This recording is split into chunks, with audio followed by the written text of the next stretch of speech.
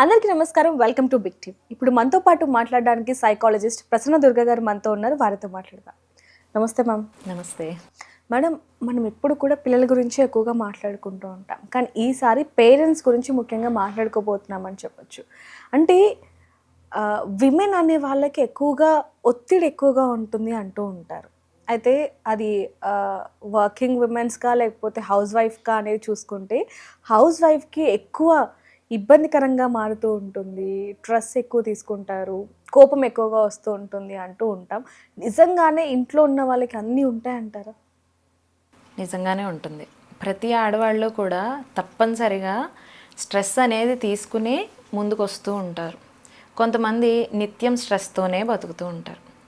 Stress అంటే ఇక్కడ మనం వర్క్ ప్లేస్లో ఉండే స్ట్రెస్ గురించి కాదు మాట్లాడుకునేది. వర్కింగ్ ఉమెన్స్ కాకుండా హౌస్ వైఫ్స్ ఎవరైతే ఉంటారో వాళ్ళకు ఉండే స్ట్రెస్ గురించి మాట్లాడుకుందాం. చాలామంది అంటూ ఉంటారు, ఏమని, హస్బెండ్ ఆఫీస్కి వెళ్ళిపోయిన తర్వాత, పిల్లలు స్కూల్కి వెళ్ళిపోయిన తర్వాత నీకు అసలు వర్క్ ఏముంటుంది, పడుకోవడమే కదా, టీవీ చూడటమే కదా, సీరియల్స్ చూస్తూ కూర్చుంటారు, లేకపోతే పక్కన వాళ్ళతో మీటింగ్ పెట్టుకుంటూ ఉంటారు అని చెప్తుంటారు. ఇలా అంటూ ఉంటారు. ఈ మధ్యన కామెడీగా దీని మీద రీల్స్ కూడా చేస్తున్నారు.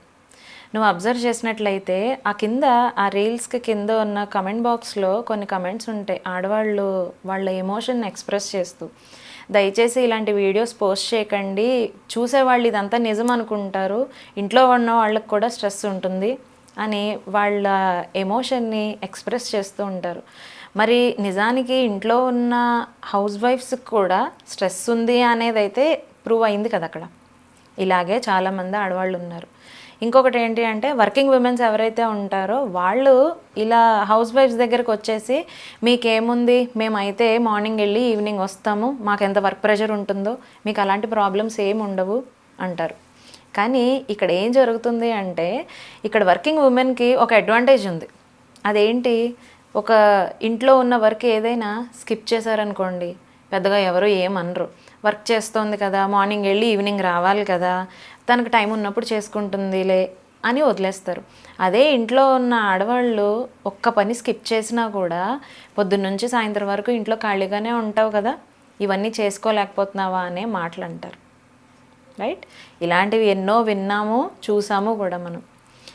అసలు ప్రాబ్లం ఏంటి అంటే, ఏ ఆడవాళ్ళైనా కూడా వితౌట్ హాలిడే అనేది లేకుండా వర్క్ చేస్తూ ఉంటారు ఇంట్లో. అసలు కిచెన్లోకి వెళ్ళలేని రోజు అనేది ఏదైనా ఉంటుందా? ఉండదు. వీకెండ్ వచ్చింది అంటే మేము బయట పని ఎక్కువ అవుతుంది చెప్పి ఇంకా ఎక్కువే అవుతుంది. చాలామంది అంటారు, మా వైఫ్కి మేము సండే అనేది కంప్లీట్గా హాలిడే ఇచ్చేస్తాము, మేము బయటకే తీసుకెళ్తాం వాళ్ళని అని చెప్తూ ఉంటారు. కానీ ఎంత బయట తిన్నా కూడా సరే, సండే వచ్చింది, మార్నింగ్ ఒక హాఫ్ అన్ అవర్ 1 అవర్ లేట్గా లేస్తాం.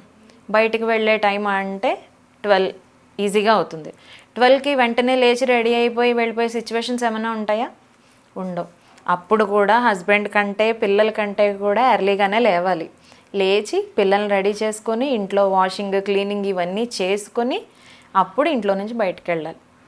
ఈవినింగ్ తిరిగి వచ్చిన తర్వాత రెస్ట్ ఏమైనా ఉంటుందా? అప్పుడు కూడా ఉండదు. నెక్స్ట్ డేకి ఏం కావాలో చూసుకోవాలి. నెక్స్ట్ వీక్కి కావాల్సిన అరేంజ్మెంట్స్ అన్నీ ముందే చేసుకోవాలి. బట్టలు ఐరన్ చేయడం దగ్గర నుంచి పిల్లలకి స్నాక్స్ ఏం కావాలి నెక్స్ట్ వీక్ అని ప్రిపేర్ చేసుకోవడంలోనే వీకెండ్ అయిపోతుంది. ఈ మధ్యలో ఏదైనా కావాల్సి వచ్చి, అయ్యో ఈ పని అవ్వలేదు, కొంచెం ఇది చెయ్యండి అని ఎవరినైనా అడిగితే, హాలిడే ఇచ్చాం నీకు, లాస్ట్ వీకెండ్ అంతా నువ్వు ఖాళీగానే ఉన్నావు, ఇంట్లో ఏ పని చేయలేదు, అయినా కానీ ఇవన్నీ పెండింగే ఉంచుకున్నావు అనే మాటలు అంటూ ఉంటారు కదా. ఇప్పుడు వీక్ అంతా కష్టపడే ఆడవాళ్ళకి ఏ రోజు కూడా సెలవు అనేది ఎక్కడ ఎవరో ఇవ్వట్లేదు. మరి వీటన్నిటి నుంచి బయటకు రావాలంటే ఏం చేయాలి? ఈ పనులని హస్బెండ్స్ చేయాలా? అవసరం లేదు. ఎందుకంటే వాళ్ళు కూడా వీక్ అంతా వర్క్ చేసి వీకెండ్ వస్తే రెస్ట్ తీసుకుందాము అనే అనుకుంటారు. సో వర్క్ ప్రెషర్ అంతా వాళ్ళు తీసుకోక్కర్లేదు, కానీ కొంచెం షేర్ చేసుకుంటే సరిపోతుంది. అందులో ఇంకోటి మేడం, మెయిన్గా మాటలు ఎలా ఉంటాయంటే వాళ్ళకి తూటాల్లా తాకుతూ ఉంటాయి అని చెప్పచ్చు. హార్ట్ బ్రేకింగ్ అయ్యేవి కూడా చాలా వరకు మనం చూసాం. అంటే ఎప్పుడు చూడు ఇంట్లోనే ఉంటున్నావు, లేకపోతే నీకేమి చేత కాదు, నీకేం తెలియదు. అంటే హౌస్ వైఫ్ అంటే ఏం తెలియదు అని ఎందుకు అనుకుంటారు హస్బెండ్స్ అనేది? ఒక్కసారి చెప్పండి. ఇవన్నీ వాళ్ళు ఫ్రేమ్ చేసుకున్న స్టిగ్మాస్ అండి. చాలామంది ఇప్పుడు చేంజ్ అయ్యారు.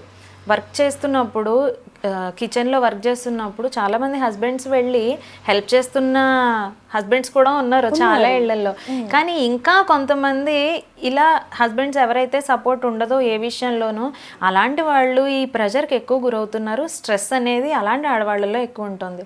మనకు ఒకటి ఉంది, ఒక సిస్టమ్ ఉంది, అదే ఫాలో అవుతున్నారు చాలామంది. ఇంకా ఒకళ్ళు వండితే నలుగురు తినాలి అనే కాన్సెప్ట్ని వదిలేసి ఎప్పుడైతే వర్క్ని షేర్ చేసుకుంటూ ఉంటారో అప్పుడు విమెన్కి సైకలాజికల్గా ఆవిడ చాలా స్ట్రాంగ్గా అవుతుంది.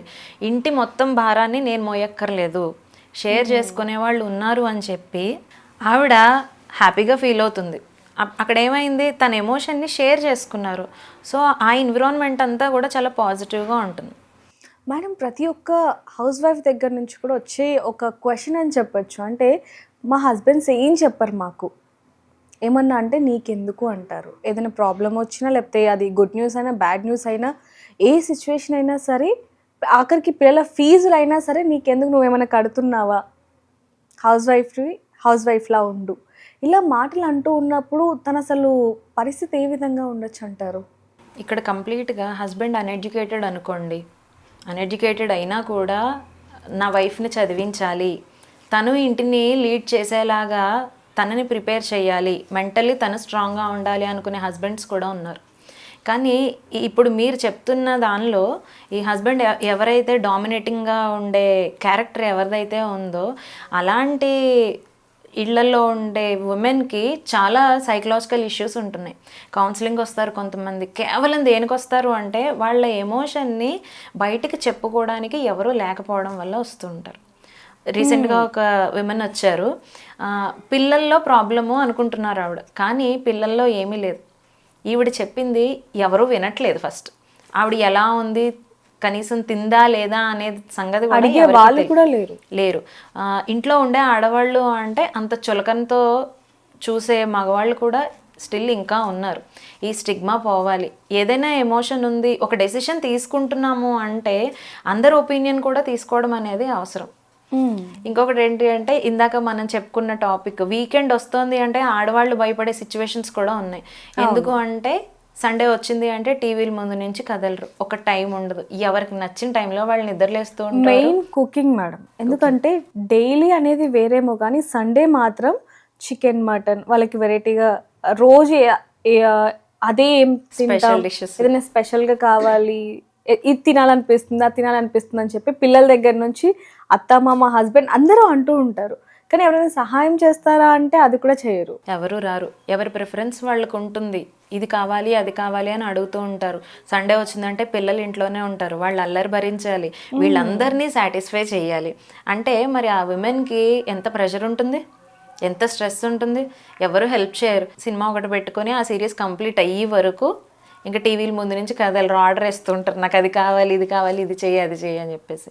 ఈ ప్రెషర్ నుంచి బయటకు రావాలి అంటే ఏం చేయాలి? కంప్లీట్గా వర్క్ హస్బెండే చేయవసరం లేదు. అలా కిచెన్లో వాళ్ళు వర్క్ చేసుకున్నప్పుడు అట్లీస్ట్ వెజిటేబుల్స్ కట్ చేయడం, ఇంట్లో పనులు కలిసి చేసుకోవడం, మీతో పాటు మీ పిల్లల్ని ఇన్వాల్వ్ చేయడం అందులో.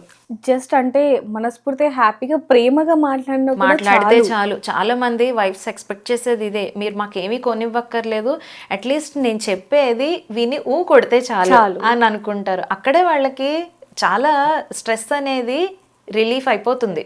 అది చాలామంది మగవాళ్ళకి తెలియదు, వాళ్ళ నుంచి ఎక్స్పెక్ట్ చేసేది అది ఒక్కటేనని. మనం ఇంకోటి కొన్ని రీల్స్లో చూసాం మేడం, ఇందాక మీరు అన్నట్టుగా డబ్బు విలువ నీకు తెలీదు, సంపాదిస్తే తెలుస్తుందిలే. మెయిన్గా ఇది అంటే పండగలకో లేకపోతే ఏదైనా ఎకేషన్కి ఫంక్షన్స్కి ఏదైనా కావాలి కొనివ్వండి అని అడిగినప్పుడు డబ్బు విలువ నీకేమైనా తెలుసా, సంపాదిస్తే తెలుస్తుందిలే అంటూ కూడా తనని చాలా గాయపరుస్తూ ఉంటారు. సో వాళ్ళకి ఆ ఫీలింగ్ ఎలా ఉండొచ్చు అంటారు? అప్పుడు ఇలాంటి మగవాళ్ళని బట్టే చెప్పారు women should be financially independent అని. అందుకే వాళ్ళ కాళ్ళ మీద వాళ్ళు నిలబడాలి. రేపొద్దున అలాంటి మాటలు అనే ఛాన్సెస్ ఇవ్వకూడదు, ఆ ఛాన్స్ వాళ్ళకి ఇవ్వకూడదు, అలాంటి సిచ్యువేషన్స్ రాకూడదు అనే ఉద్దేశంతోనే నువ్వు ఖాళీగా ఉండొద్దు, ఏదో ఒక వర్క్ అయితే చేసుకోవాలి అని అయితే ఖచ్చితంగా చెప్పారు. ఇలాంటి సిచ్యువేషన్స్ రాకుండా. చాలామంది ఇంట్లో నుంచి వర్క్ చేసే వాళ్ళే చాలామంది ఉన్నారు. ఇంకొకటి ఏంటి అంటే ఈ ప్రెషర్ వర్కింగ్ ఉమెన్ కంటే కూడా ఇంట్లో ఉన్న వాళ్ళకి ఎక్కువ అవడానికి రీజన్ కూడా ఇదే. ఏంటి, వాళ్ళ ఎమోషన్స్ని ఎవరితోనూ షేర్ చేసుకోలేకపోవడం వల్ల అవి లోపలే అలా హెల్త్ ఇష్యూస్ కూడా చాలా హెల్త్ ఇష్యూస్ వస్తాయి. అసలు స్ట్రెస్తో వచ్చే మెంటల్ ఇల్నెస్ అది దాన్ని దేంతోనూ పోగొట్టలేరు. అందులో దాన్ని కూడా వీళ్ళు అడ్వాంటేజ్ తీసుకుంటారని చెప్పొచ్చు మేడం. అంటే ఇంట్లోనే ఉంటున్నావు, నీకెందుకు ఈ పెయిన్ వస్తుంది, ఏమైనా వర్క్ చేస్తున్నావా, ఇంట్లోని చూసుకోవడానికి కూడా నీకు అంత బరువు అయిపోతుందా, ఆ మాటల వల్లే వాళ్ళు కొంచెం మానసికంగా బాధపడి హెల్త్ ఇష్యూస్ కూడా తెచ్చుకుంటున్నారు అనుకోవచ్చా? సైకోసోమాటిక్ అంటారు వీటిల్ని. మనకి సైకలాజికల్గా ఉండే ఇబ్బందుల వల్ల ఫిజియలాజికల్ ఇష్యూస్ చాలా వస్తాయి. ఇది చాలామందికి తెలియక నువ్వు ఇంట్లోనే ఉంటున్నావు కదా, నీకెందుకు వస్తున్నాయి హెల్త్ ఇష్యూస్ అనే మాటలు అంటారు. ఆ స్ట్రెస్ ఎప్పుడైతే ఉందో అవి చాలా రోగాలకి కారణాలు అవుతున్నాయి అవి. సో ఏ ఇంట్లో అయితే విమెన్ హ్యాపీగా నవ్వుతూ ఉంటుందో ఆ ఫ్యామిలీసే బాగుంటాయి. నిజంగా మేడం, హస్బెండ్కి మాత్రం ఇది చాలా మంచి వీడియో అని చెప్పొచ్చు. ఎందుకంటే ప్రతి ఒక్కరి ఇంట్లో ఈ ప్రాబ్లంతో ఫేస్ చేస్తున్న వాళ్ళు ఉన్నారు, చూస్తున్నాం కూడా. వాళ్ళందరికీ కూడా ఇది ఒక మంచి వీడియో అవుతుంది. Thank you ma'am, thank you so much. Thank you. For more videos like this, subscribe Big TV channel.